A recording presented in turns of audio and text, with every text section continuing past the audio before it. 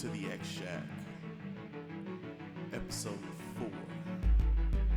On this episode, we'll be talking about Powers of 10, number 2, written by Jonathan Hickman, featuring art by R.B. Silva, inks by R.B. Silva, and Adreno Benito, and colors by Marty Garcia. Warning, spoilers are ahead.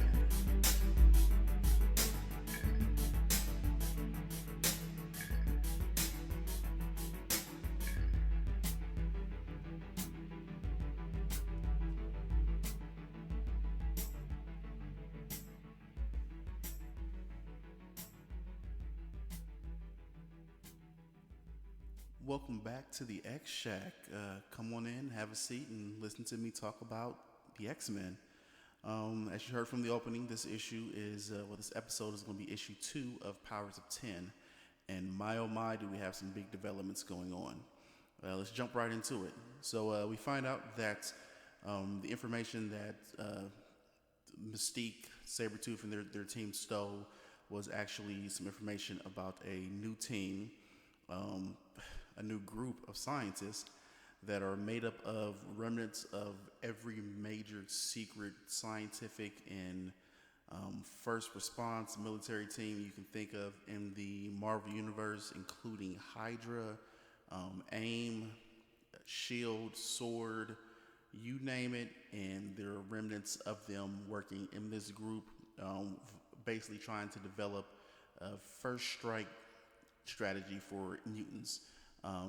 The floating sentinel head that we saw in issue 1 of House of X, we find out that is actually a mother mode. It's different than a sentinel. It's different than a master mode. It's basically designed to not only make sentinels, but really to make master modes. So they're actually developing a large-scale possible attack for mutants. They're doing it out in space. I believe that it's orbiting, I want to say, it wasn't Saturn, but it's orbiting another planet. And Magneto and Professor X essentially send Cyclops, who seems pretty gung-ho to go on this mission. He asks, is this something that's required? And they say, yes, it is. And he says it will be done. So that was a very interesting little way to open up the issue. Well, I shouldn't say open up the issue, because the opening scene is actually the meeting that took place between Magneto, Moira McTaggart, and Professor X that actually set up everything. The meeting where Professor X says, hey, we both have been wrong. We have to join forces in order to accomplish these goals, and both of our visions are incorrect. We have to do this together. A great meeting between the two, because a lot of us have been wondering how exactly they decided to join forces, because it's kind of weird seeing Magneto and Professor X working together. So that meeting kind of helped really establish that, and then we jumped into the scene with Cyclops. We also find out the aftermath of the future mission, that some of the future mutant clones or mutant hybrids, whatever we want to call them, it was the mission where what's her name? Sarah Bell, I believe it is. Sarah Bell was captured in, and it's the mission that had Rasputin on it. We find out that they met up with. At the time, we figured it was just Wolverine, Zoran, and what looked to possibly be Groot at first, but this issue makes me think that it might be an embodiment of Krakoa. I think that Krakoa finally decided that it needed a body, and that this future version may be the embodiment of Krakoa. We also find out during this whole back and forth that they're working with Apocalypse. It seems that Apocalypse is actually leading this team to try to save mutant kind. We come back to that later. The next scene gives us back into the future, same time period, which I believe this is the 100 years into the future, I believe. We're at the Tower of Nimrod, and Nimrod's being told some information by some humans that, hey, these mutants actually did get away with something. They have this data chip. Nimrod isn't too happy about that. He incinerates them, and he has a kind of poetic moment.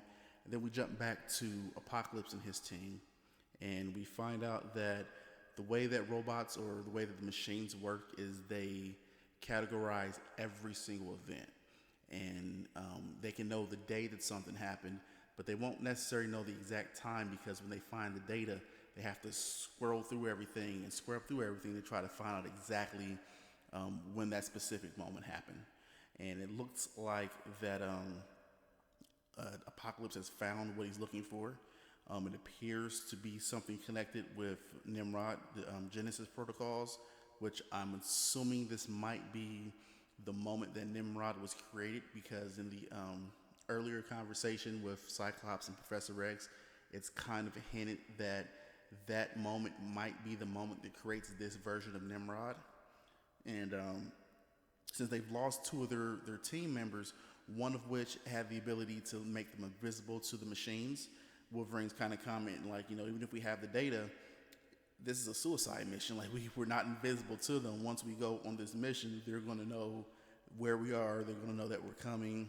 We can't really hide from them, so it's going to be a suicide mission. But it appears that Apocalypse assures victory because he himself will lead this mission.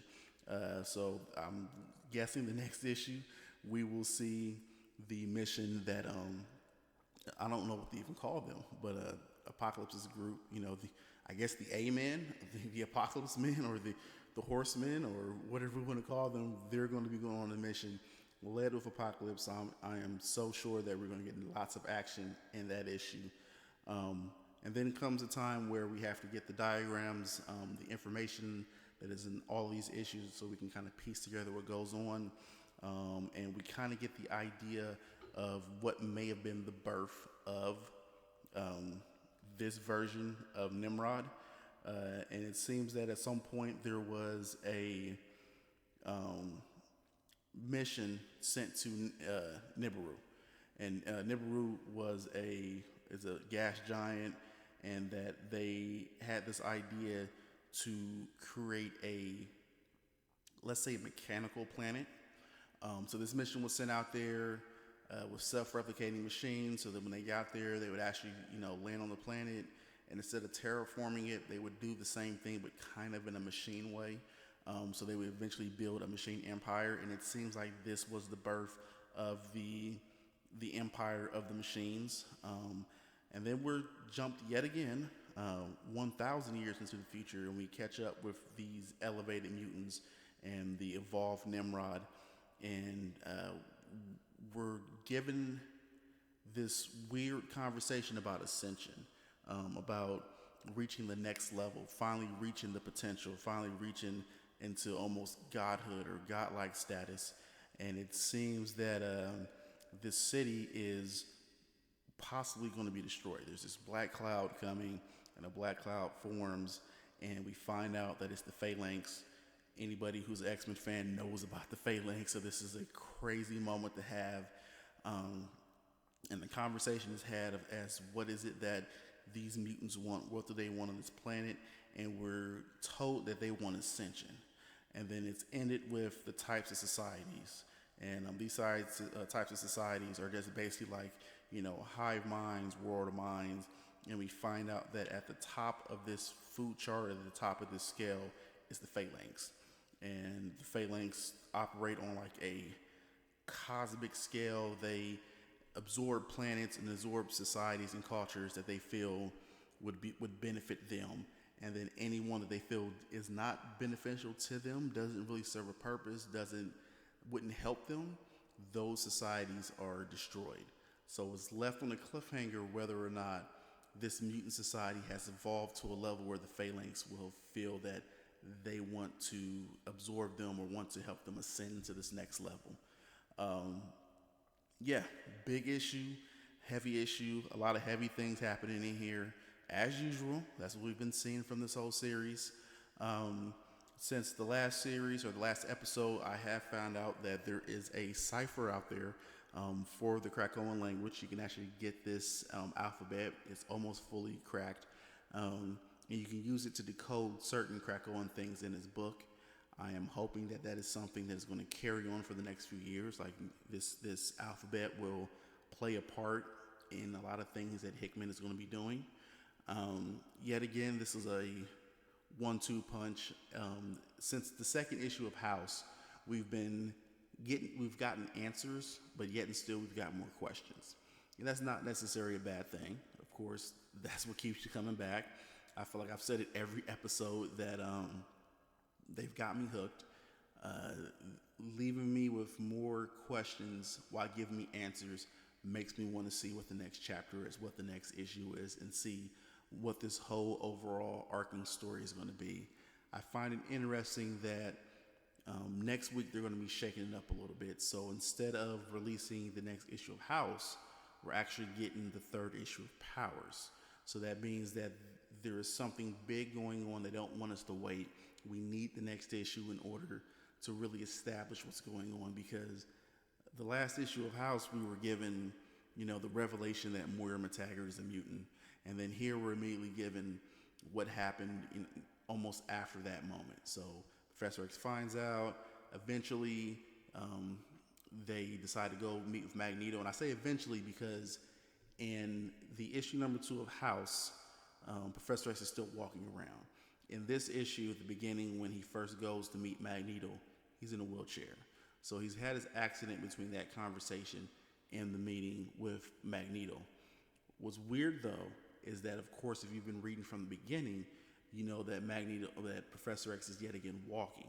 So we haven't had the moment where we see how he starts to walk again.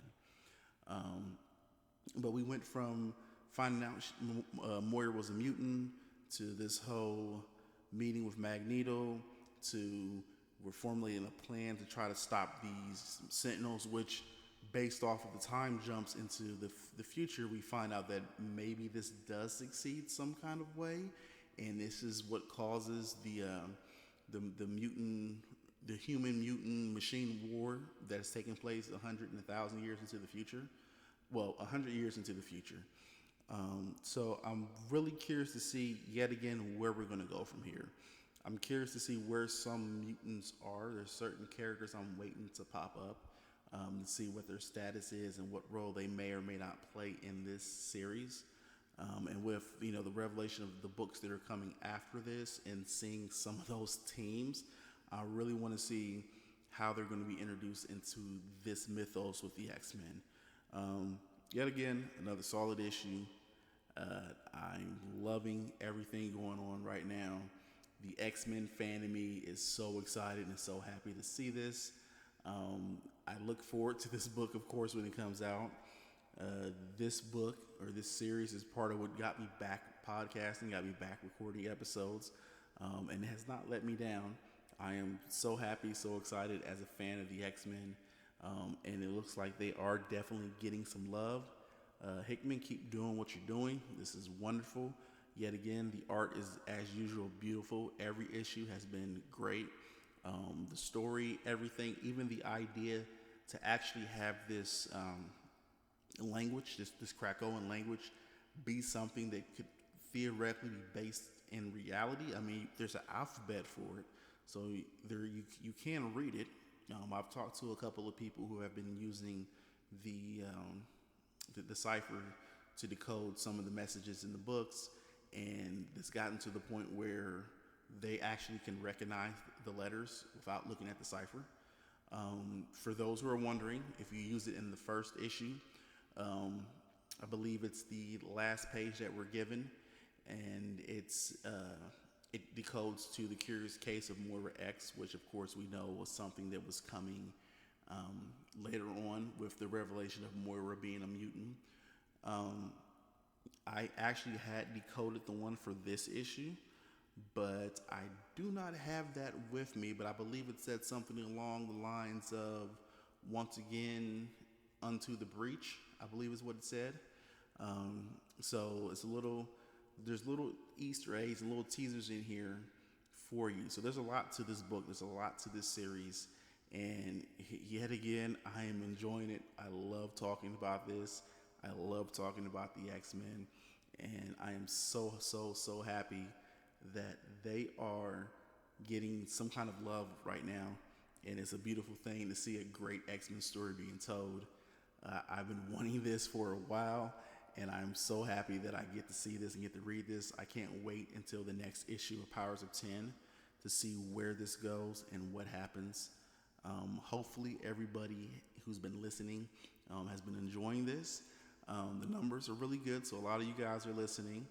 And I would love to get some more comments, some more feedback on what your opinions are of the book, the art, where you think this may be going, any theories you might have. I would love to hear that. You can leave that in the comments.